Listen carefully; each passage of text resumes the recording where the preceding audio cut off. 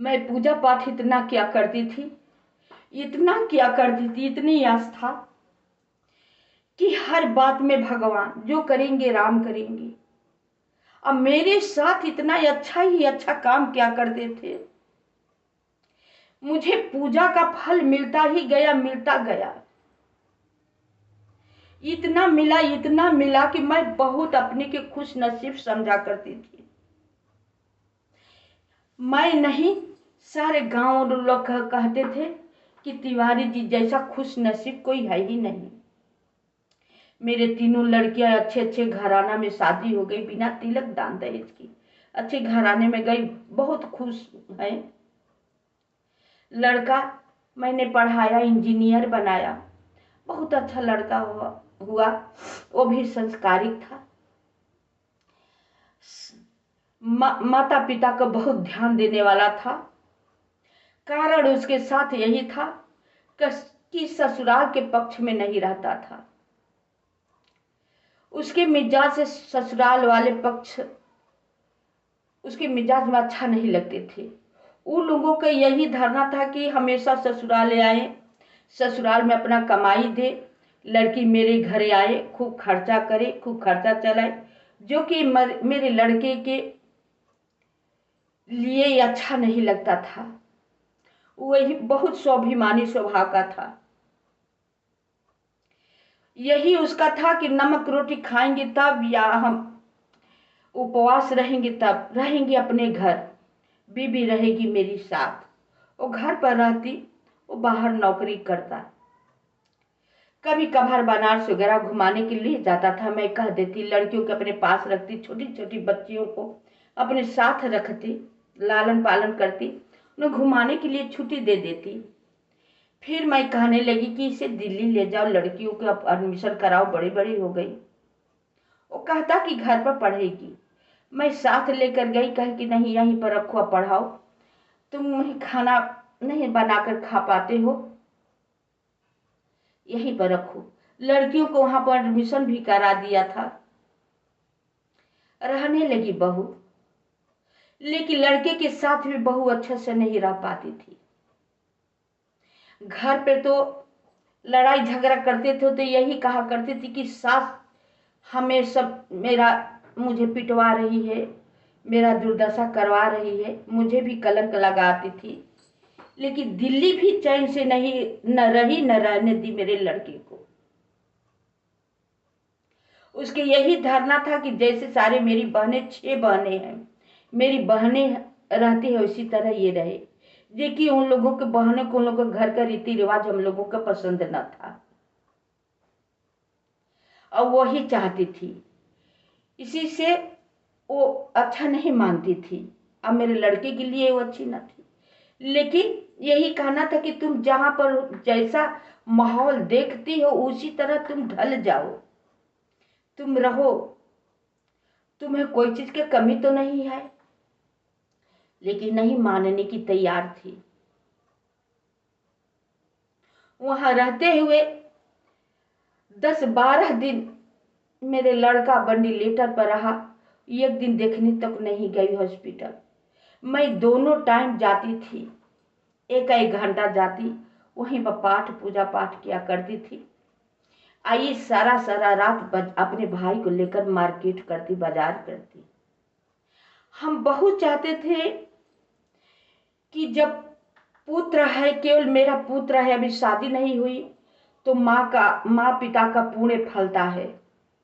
जब पुत्र की या पुत्री की शादी हो जाती है तो पुण्य जो है बट जाता है।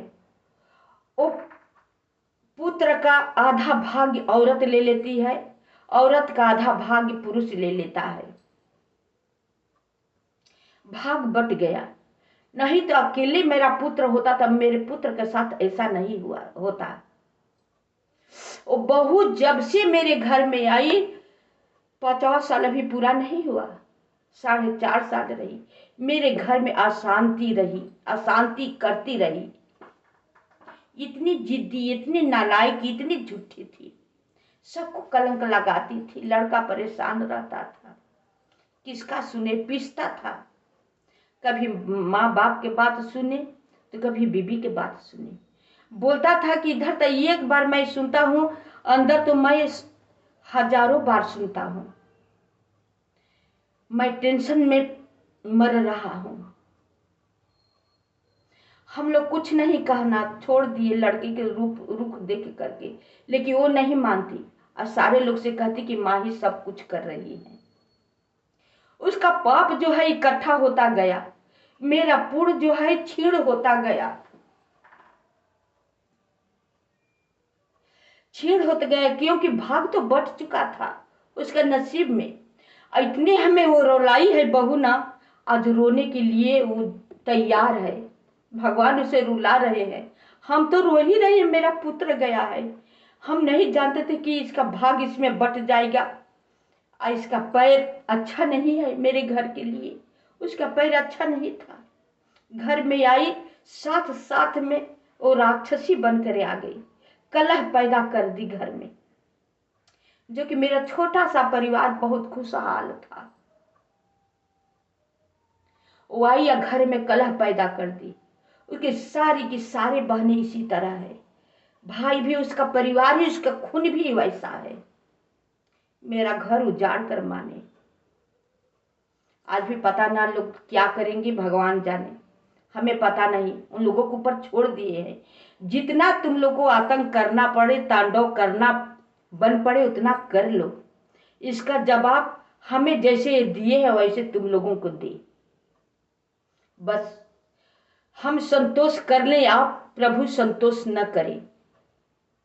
उन लोगों को दंड अवश्य मिलना चाहिए, तभी हमें आत्मा का शांति मिलेगी, वरना नहीं। छोटी छोटी मेरी पोतियां हैं, उनको मोहब्बत जरूर है, मेरे लड़के के अंश है, खून का अंश है, हम बहुत प्यार करते थे, लेकिन हम करें तो करें क्या।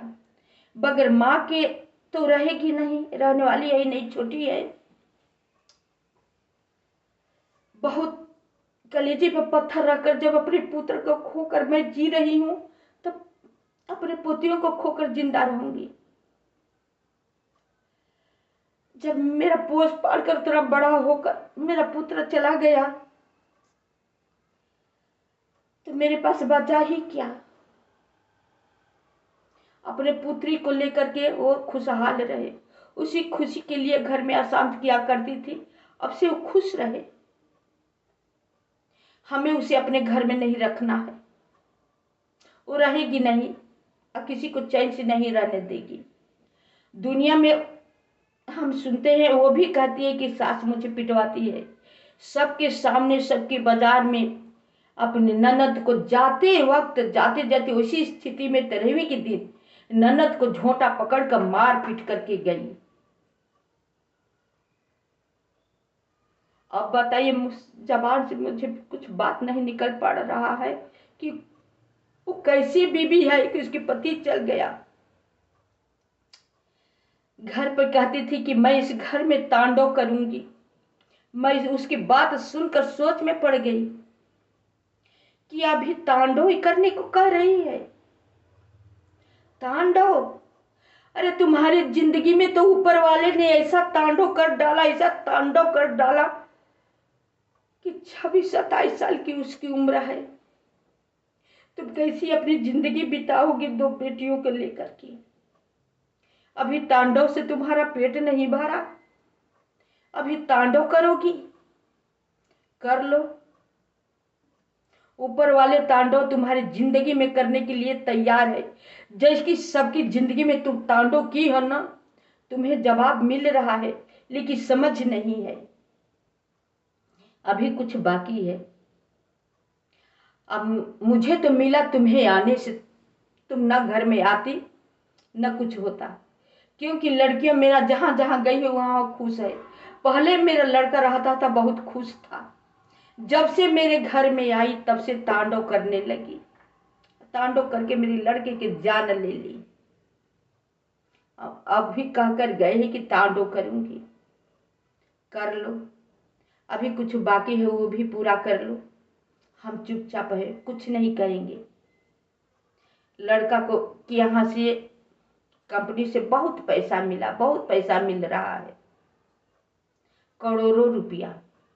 रखे, हमें पैसा नहीं नहीं चाहिए। उन लोगों के पैसा पैसा हुआ है, पैसा चाहिए। जब मेरा लड़का ही चला गया कमाने वाला, हम लोगों की देखभाल भाल करने वाला, पैसा किस काम के लिए? बस हम लोगों को क्या चाहिए? 2 रोटी खाने के लिए भोजन चाहिए, वो है, अपने पास जगह जमीन है, पर्याप्त है, रखो पैसा।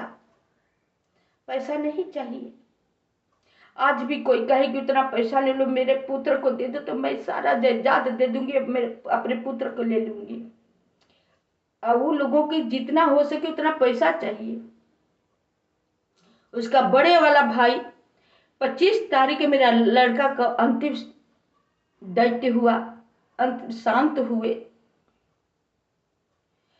27 तारीख को उसका एटीएम मोबाइल अपने साथ ले गए अपने गांव।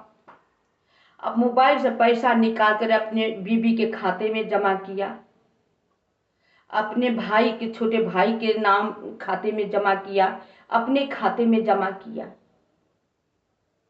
मोबाइल एटीएम जब लाए, लाशी ही के साथ, बॉडी के साथ ही आई, तो पिता को देना चाहिए था ना। साथ में सारा कागजात लेकर उन भाई चले गए। जब कंपनी से फोन आया कि पीयूष का पिता है आप, तो बोले हाँ।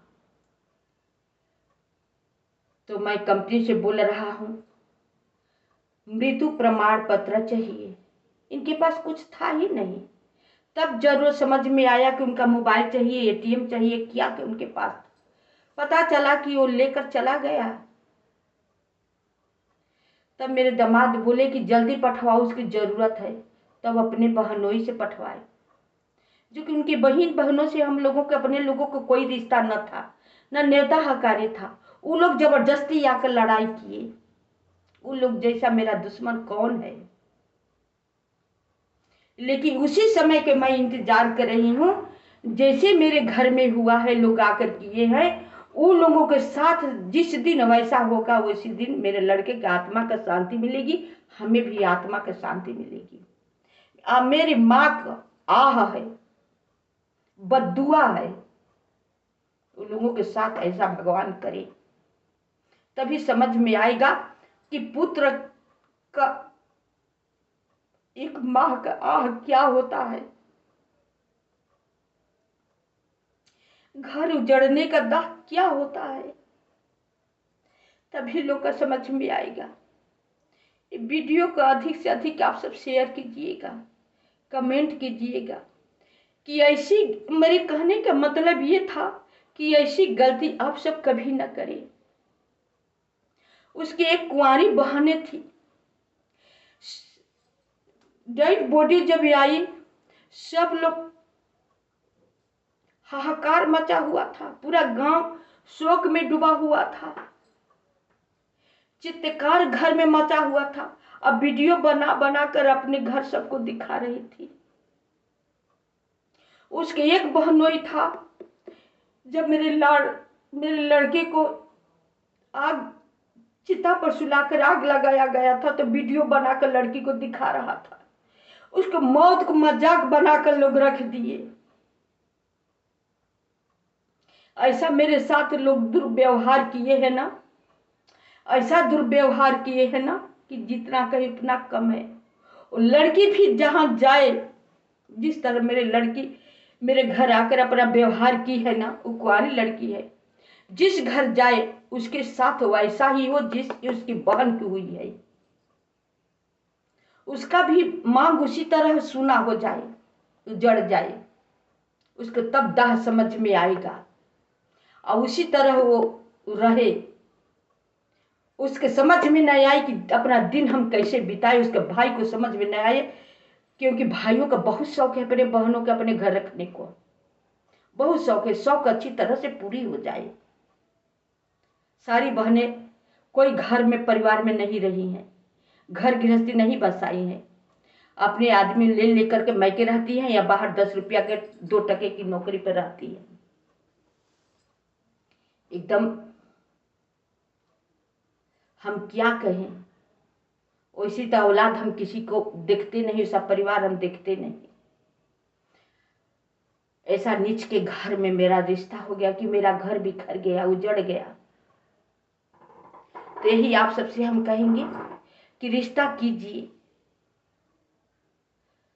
लेकिन सोच समझ कर अपने रिश्तेदारी में रिश्ता कीजिए कि ताकि आप सबको सब कुछ जानकारी हो। अनजान जगह रिश्ता मत कीजिए कि आपका घर उजड़ जाए, बिखर जाए, रोने की आपके समय न मिले।